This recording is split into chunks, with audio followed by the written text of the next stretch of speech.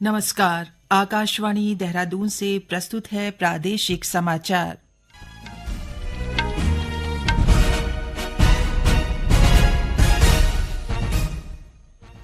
पहले मुख्य समाचार। एक राष्ट्र एक चुनाव से संबंधित 2 विधेयकों को आज लोकसभा में पेश किया जाएगा। योग और मलखम्ब को 38वें राष्ट्रीय खेलों में शामिल किया गया। मुख्यमंत्री पुष्कर सिंह धामी ने कहा, उत्तराखंड में राष्ट्रीय खेलों का आयोजन एक उत्सव के रूप में किया जाएगा। केंद्रीय खेल मंत्री डॉक्टर मनसुख मंडाविया ने राष्ट्रीय खेलों के माध्यम से देश की उभरती खेल प्रतिभाओं को मंच प्रदान करने पर जोर दिया। और राज्यपाल गुरमीत सिंह ने विजय दिवस के अवसर पर भारतीय सशस्त्र बलों के अदम्य साहस और अटूट देशभक्ति को कृतज्ञतापूर्वक स्मरण किया।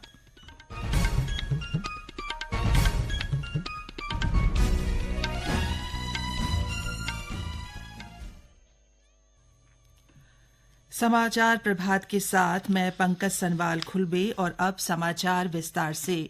एक राष्ट्र एक चुनाव से संबंधित 2 विधेयकों को आज लोकसभा में पेश किया जाएगा। केंद्रीय विधि मंत्री अर्जुन राम मेघवाल 129वां संविधान संशोधन विधेयक और केंद्र शासित क्षेत्र संशोधन विधेयक लोकसभा में पेश करेंगे। हाल ही में सरकार ने देश भर में एक साथ चुनाव करवाने के लिए एक राष्ट्र एक चुनाव के प्रस्ताव पर विचार के लिए गठित उच्च स्तरीय समिति की सिफारिश से स्वीकार की थी। पूर्व राष्ट्रपति रामनाथ कोविंद की अध्यक्षता में गठित उच्च स्तरीय समिति ने राजनीतिक दलों और विशेषज्ञों समेत सभी हितधारकों के साथ व्यापक विचार विमर्श किया था। एक राष्ट्र एक चुनाव का सिद्धांत 2 चरणों में लागू किया जाएगा। पहले चरण में लोकसभा और विधानसभा के चुनाव एक साथ कराए जाएंगे, जबकि पंचायत और नगर पालिकाओं जैसे स्थानीय निकायों के चुनाव आम चुनावों के 100 दिनों के भीतर कराए जाएंगे। 38वें राष्ट्रीय खेलों के शुभंकर समारोह की भव्यता के बीच योग और मलखम्ब जैसे 2 पारंपरिक खेल भी राष्ट्रीय खेल का हिस्सा बन गए। रविवार को देहरादून के महाराणा प्रताप स्पोर्ट्स कॉलेज में आयोजित भव्य शुभंकर समारोह में भारतीय ओलंपिक संघ की अध्यक्ष डॉक्टर पीटी ऊषा ने इसकी जानकारी सार्वजनिक की। इस मौके पर मुख्यमंत्री पुष्कर सिंह धामी ने राष्ट्रीय खेलों के शुभंकर प्रतीक, मौली, लोगो, जर्सी, एंथम और टैग लाइन को लॉन्च किया। राष्ट्रीय खेलों के लिए टैग लाइन संकल्प से शिखर तक घोषित की गई है। कार्यक्रम को संबोधित करते हुए मुख्यमंत्री ने कहा कि उत्तराखंड में राष्ट्रीय खेलों का आयोजन एक उत्सव के रूप में किया जाएगा। उन्होंने कहा कि राष्ट्रीय खेलों का लोगो हमारे राज्य पक्षी मोलाल से प्रेरित है, जो उत्तराखंड की प्राकृतिक सुंदरता और विविधता के रंगों को भारत के प्रत्येक कोने तक पहुंचाएगा। मुख्यमंत्री ने कहा कि पर्यावरण संरक्षण का संदेश देने के उद्देश्य से राष्ट्रीय खेलों की थीम ग्रीन गेम्स रखी गई है। कि पर्यावरण संरक्षण का संदेश देने के उद्देश्य से इस बार के राष्ट्रीय खेलों की थीम रखी गई है। ग्रीन गेम्स की थीम पर आयोजित करने का निर्णय किया गया है। इस आयोजन में सौर ऊर्जा का व्यापक प्रयोग किया जाएगा। साथ ही पूरे आयोजन में प्लास्टिक कम से कम उपयोग किया जाएगा। हमें विश्वास है कि यह पहल पर्यावरणीय प्रतिबद्धताओं को मजबूत करने के साथ ही हरित भविष्य की दिशा में हमारे संकल्पों को सुदृढ़ करेगी। श्री धामी ने कहा कि इस आयोजन के लिए राज्य सरकार ने अवस्थापना सुविधाओं में लगभग 500 करोड़ रुपए का प्रावधान किया है। इस आयोजन के लिए हमारी सरकार ने अवस्थापना सुविधाओं में लगभग 500 करोड़ रुपए की धनराशि खर्च करने का प्रावधान किया है। राज्यों में कई नए खेल मैदानों का निर्माण करने के साथ ही पहले से बने हुए स्टेडियम और स्विमिंग पूलों का बृहद स्तर पर निर्माण कार्य किया जा रहा है। मुख्यमंत्री ने कहा, प्रधानमंत्री नरेंद्र मोदी के नेतृत्व में भारत को खेल महाशक्ति के रूप में स्थापित करने के लिए प्रत्येक स्तर पर अभिनव प्रयास किए गए हैं। फिट इंडिया खेलो इंडिया योजना के साथ मजबूत स्पोर्ट्स इकोसिस्टम विकसित किया गया है। एक वीडियो संदेश के जरिए केंद्रीय युवा कार्यक्रम एवं खेल मंत्री डॉ मनसुख मंडाविया ने कहा कि प्रधानमंत्री नरेंद्र मोदी का लक्ष्य भारत को खेलों में महाशक्ति बनाना है। उन्होंने कहा कि राष्ट्रीय खेल के माध्यम से हमारा लक्ष्य देश की उभरती खेल प्रतिभाओं को मंच प्रदान करना है। राष्ट्रीय खेलों के माध्यम से हमारा लक्ष्य हमारे युवा एथलीटों को आगे बढ़ाना है, उनकी प्रतिभा को निखारने और भारत को गौरव के पल देने का एक मंच प्रदान करना है। हम 2036 ओलंपिक के लिए भारत की दावेदारी के लिए पूरी तरह से तैयार है और इसके लिए हम हमारे खिलाड़ियों को हर संभव समर्थन देने के लिए प्रतिबद्ध है। इस मौके पर केंद्रीय खेल राज्य मंत्री रक्षा खडसे ने कहा कि देश के खिलाड़ी आज अंतर्राष्ट्रीय प्रतियोगिताओं में अच्छा प्रदर्शन कर रहे हैं। उन्होंने कहा कि खेल विकास में केंद्र सरकार उत्तराखंड को पूरी मदद देगी। उन्होंने कहा कि केंद्र सरकार का प्रयास है कि ओलंपिक का आयोजन भारत में कराया जाए। भारतीय ओलंपिक संघ की अध्यक्ष डॉ पीटी ऊषा ने राष्ट्रीय खेलों की मेजबानी के लिए उत्तराखंड को शुभकामनाएं दी। उन्होंने उम्मीद जताई कि खेलों के विकास में उत्तराखंड में बेहतर कार्य होगा। खेल मंत्री रेखा आर्या ने कहा कि उत्तराखंड के रजत जयंती वर्ष में राष्ट्रीय खेलों का आयोजन बेहद उत्साहित करने वाला है। ये समाचार आकाशवाणी के देहरादून केंद्र से प्रसारित किए जा रहे हैं।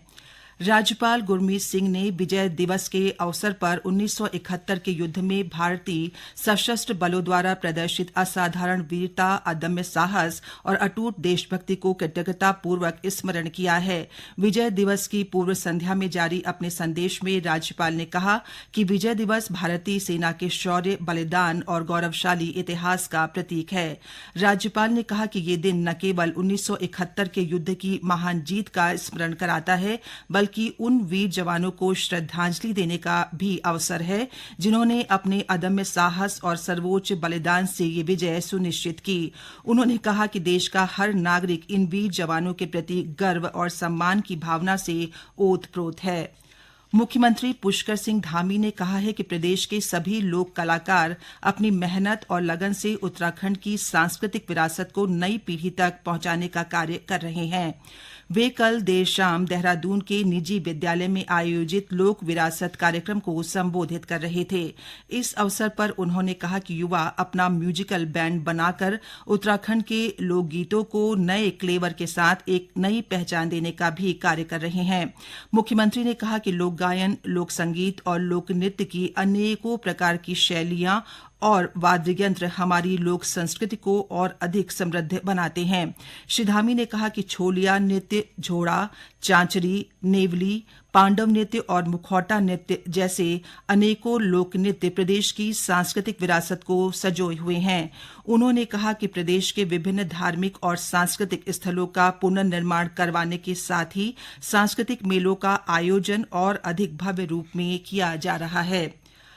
भारतीय सेना में अग्निवीर के लिए हरिद्वार के रुड़की में भर्ती रैली का आयोजन किया जा रहा है।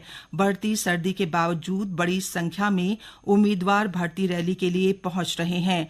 अग्निवीर जनरल ड्यूटीज के पदों के लिए भर्ती रैली के 5वें दिन भी उम्मीदवारों में जबरदस्त उत्साह देखा गया। इस रैली के इस विशेष चरण ने पौड़ी गढ़वाल से उम्मीदवारों को आकर्षित किया। ज्योतिर्मठ के शंकराचार्य स्वामी अविमुक्तेश्वरानंद सरस्वती ने चंडीघाट क्षेत्र के नमामि गंगे घाट पर शीतकालीन चारधाम यात्रा की शुरुआत की। यात्रा शुरू करने से पहले शंकराचार्य ने मां गंगा की पूजा अर्चना की।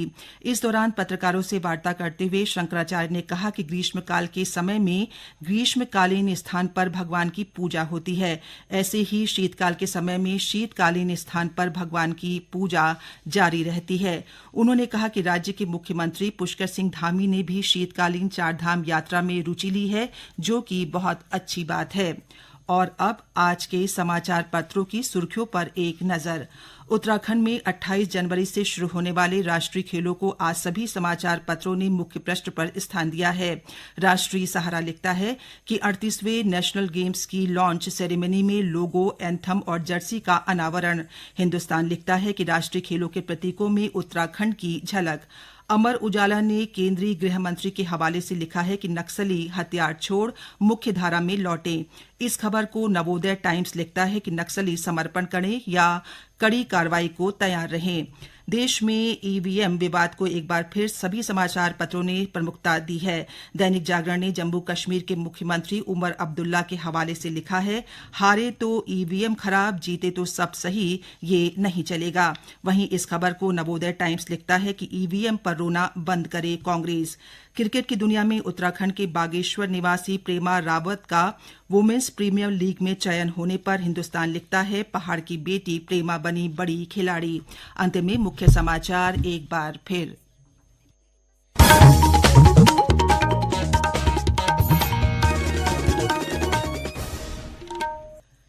एक राष्ट्र एक चुनाव से संबंधित 2 विधेयकों को आज लोकसभा में पेश किया जाएगा।